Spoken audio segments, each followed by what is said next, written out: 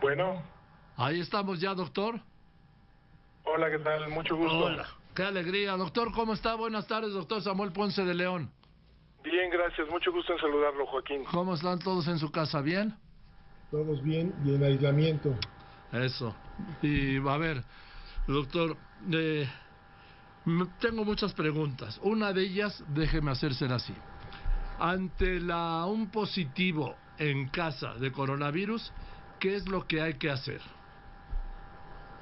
Pues básicamente ponerse en aislamiento dentro de la familia, mantener una distancia de 2 metros, mantener una higiene extrema y sería lo único que habría que hacer en este momento. Realmente reforzar esas medidas que son efectivas para toda la población en el interior de la casa también, en la medida de lo posible.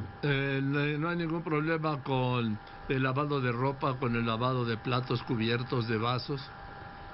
No habría ningún problema en virtud de que el virus ciertamente es muy lábil el jabón, es una cubierta de lípidos, entonces con el arrastre mecánico de la limpieza y con la actividad del jabón en la superficie es más que suficiente para garantizar que se mantiene una seguridad razonable. ¿Tiene que estar prácticamente cerrado en un cuarto y en un baño o puede tener comunicación a cierta distancia con la familia? Bueno, pues tenemos que asumir que tendrá que utilizar muchas veces los servicios. No todas las casas se pueden dedicar un baño a una persona, entonces lo que hay que extremar son las medidas de higiene. Los sitios en donde se tocan se tienen que desinfectar continuamente después de su uso. Entonces, desde el pomo de la puerta, la llave del baño, la llave del inodoro, todo eso tiene que ser desinfectado para que no queden huellas del virus en este sitio, y esta desinfección tiene que implicar desde luego la higiene de las manos de la persona que está infectada y también la higiene de las manos de sus convivientes. ¿Debe usar tapabocas y guantes o no? No, si no está en un área en donde estén conviviendo, por ejemplo, pueden estar en la sala a una distancia de más de 2 metros, lo ideal sí sería que él desde luego tiene que utilizar su cubrebocas. Actualmente la recomendación de cubrebocas está reconsiderándose en virtud de que hay la demostración de que puede haber alguna participación también de microgotas en la transmisión de la infección, pero lo que es fundamental es que el que está infectado sí tiene que utilizar una máscara si va a estar en un cuarto conviviendo con otras personas, y lo mejor sería que los demás también utilizaran su máscara, pero sin que esto implique disminuir la atención de las otras precauciones, que es lo que puede pasar. ¿Cuáles? Alguien dice, me pongo la máscara y ya estoy protegido. Se tiene que tener las mismas precauciones de higiene y etiqueta respiratoria para usar la máscara también. Doctor Ponce de León, ¿por qué dice usted con toda razón? Hay casas, hay millones de mexicanos que viven en un solo cuarto. Así es. En esos casos, ¿qué? ¿Cómo mantener siquiera los 2 metros de sana distancia? Bueno, pues habrá que extremar las medidas básicamente de utilizar los cubrebocas, es lo que garantizaría que hubiera alguna mayor protección, y mantener ventilado el cuarto, que eso sí se puede hacer. Mantenerlo bien aireado y desde luego limpio continuamente, desinfectando todas las superficies. Una solución de agua con cloro que se puede preparar caseramente sería lo más efectivo, y que todos mantengan sus prácticas de higiene y etiqueta continuamente. El agua con cloro es buenísima, ¿no? Así es. Para limpiar, no para... Porque luego hay gente que, hay casos, doctor, que ya ve que la automedicación y fulanito me dijo que esta pastilla le sirvió o este remedio al amigo de un hermano, y eso sí hay que darle para atrás, ¿no? Sí, bueno, desde luego es muy importante este comentario. La automedicación debe evitarse, no se deben de utilizar antibióticos en general, y en particular sí tiene que ser muy clara la recomendación en términos de que los desinfectantes, los productos que se usan para limpiar las superficies, pues no se deben de ingerir, desde el alcohol gel hasta el cloro diluido, cuya preparación se puede encontrar fácilmente en muchas guías. Doctor, porque bueno, también estuvo lo de el remedio del padre Solalín del Campellán, de Palacio, que recomendó 3 test para curarse del COVID. Bueno, pues sí, desde luego puede haber algún interés pues recomendar estas prácticas que no tienen ninguna eficacia para contender con una infección viral. Puede ofrecer quizás una cierta tranquilidad espiritual, pero no será eficaz para modificar el riesgo de una infección ni desde luego el tratamiento de una. Lo que lo daba ya para curar. A ver, como a veces hablamos de plazos y tiempos. Una persona que haya dado positivo, se tiene que quedar ¿cuántos días aislado? Pues a partir de que tiene la prueba serían 14 días, al cabo de los cuales podría considerar que ya no es transmisora de la infección. Si en el lapso de esos 14 días ella desarrolla, la persona, un cuadro de síntomas respiratorios, tendrá que empezar a contar su cuarentena a partir del último día de síntomas. Entonces se puede alargar sensiblemente el tiempo de cuarentena. Eso es muy importante, es lo que le voy a preguntar. ¿Son 14 días a partir de que le den el resultado positivo o a partir de que se empezó a sentir mal? Es a partir de que si le dan el resultado positivo y nunca tiene síntomas, son 14 días. Sí. Si él tiene síntomas, se hace la prueba, es positiva y los síntomas desaparecen en el día D, por ejemplo, sí. 14 días después de ese día tiene que mantener la cuarentena. O sea, los asintomáticos 14 días después del positivo de la prueba, ¿no? Exactamente. Y los que tengan síntomas 14 días después de sentir el último síntoma, la tos o la fiebre o los otros. Exactamente. O los otros Así síntomas. Doctor, ¿cuál es su mayor preocupación, doctor Samuel Ponce de León, ante esto que viene? Porque viene, de que es indiscutible, viene, y yo soy de los que opinan que todavía no hemos visto nada de lo que vamos a ver.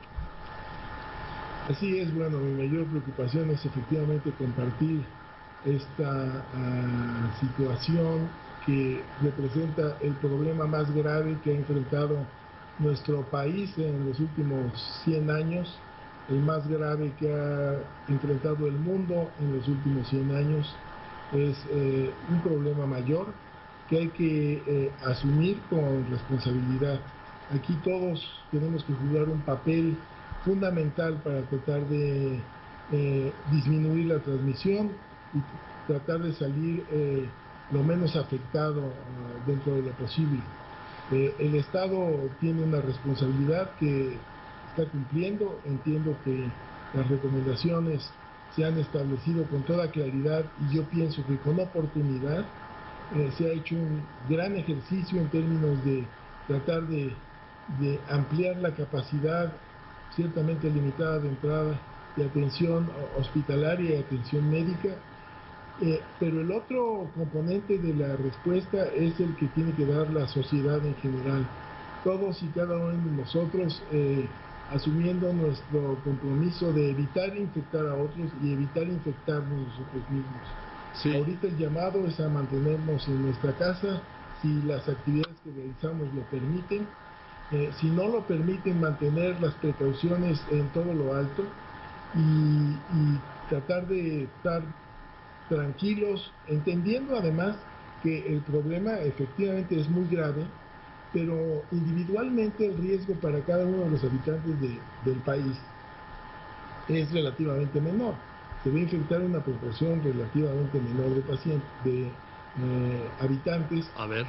La mayoría de los que se infecten no van a tener manifestaciones graves y el problema lo representarán para aquellos que desarrollen un cuadro que requiere atención hospitalaria y que dado que la proporción de pacientes que se van a infectar es muy alta, pues podrá ser ciertamente un gran peso para el sistema de salud.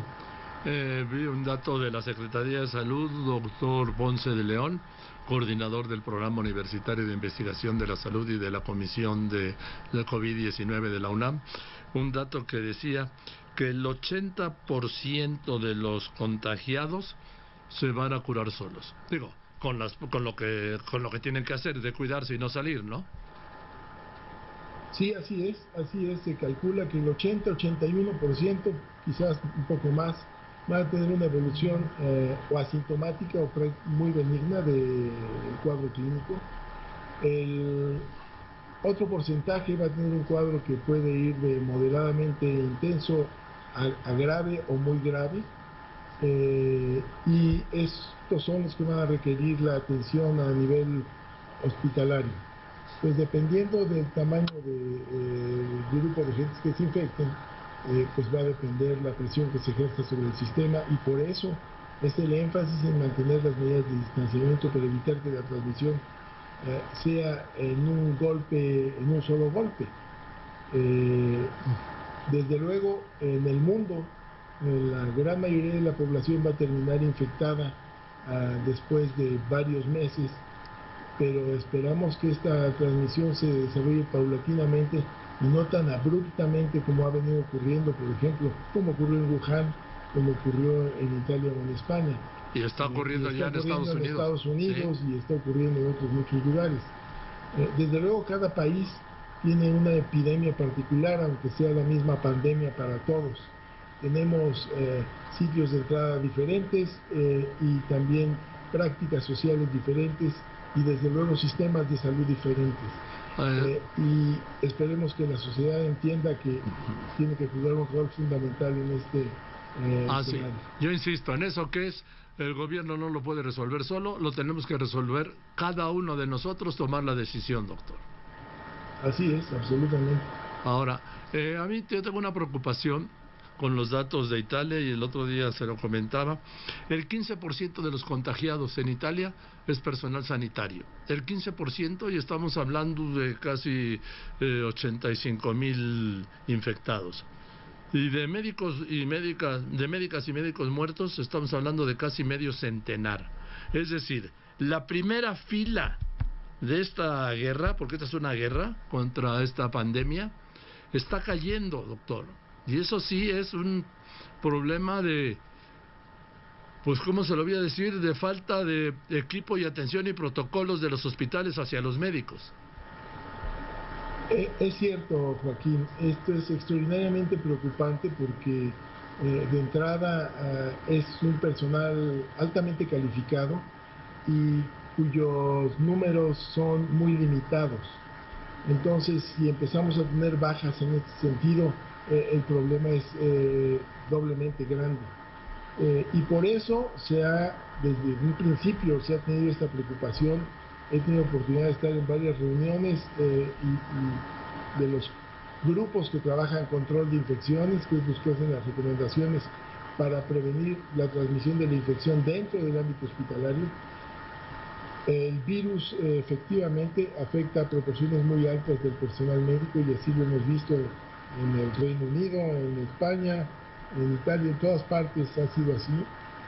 Y lo único que podemos hacer ante esto es realmente ofrecerle a los equipos médicos la mejor de las protecciones. Suficientes máscaras, suficientes gogles, suficientes batas, suficientes guantes, turnos de trabajo no completos de 8 horas, sino de 4 horas, y establecer una rotación razonable y mantenerlos bien informados en relación a todo esto. Hay un grupo de hospitales que se ha organizado muy bien en todos estos aspectos. Este conocimiento tiene que bajar a todo el sistema de atención hospitalaria, y en todo el sistema de atención hospitalaria tiene que haber realmente un provisionamiento de este equipo fundamental para mantener la seguridad de nosotros, de los médicos, de las enfermeras, de los enfermeros, el personal que apoya los equipos de inhaloterapia, desde luego incluso de las gentes que están responsables iniciando la selección de pacientes cuando llegan al hospital, los equipos administrativos, todos están en riesgo y todos tienen que tener materiales para su protección suficientes. Sí no es el momento para hacer cuentas fáciles diciendo que ojalá que me alcance con esto. No, tenemos que tener suficiencia de todo esto y hay que sacarlo de donde sea. Bien, pues doctor, le mando un abrazo y espero que sigamos en contacto mañana, ¿le parece? Con mucho gusto. Y le agradezco mucho su generosidad, doctor. Es una tranquilidad hablar con usted. Muchas gracias. Gracias, buenas tardes. Es el doctor Samuel Ponce de León, coordinador del Programa Universitario de Investigación de la Salud y de la Comisión de la COVID-19 de la UNAM. Quiero decirle que hablo con el doctor por su capacidad, por su representatividad, por ser de la UNAM, porque hasta ahora en el gobierno solo se puede hablar con el doctor López-Gatell, es el único vocero autorizado y él no ha estado disponible. Y tiene parte de razón. Pero entonces no puedo tener una versión cotidiana de parte del gobierno, porque lo que dicen a las 7 de la noche para esta hora ya es viejo.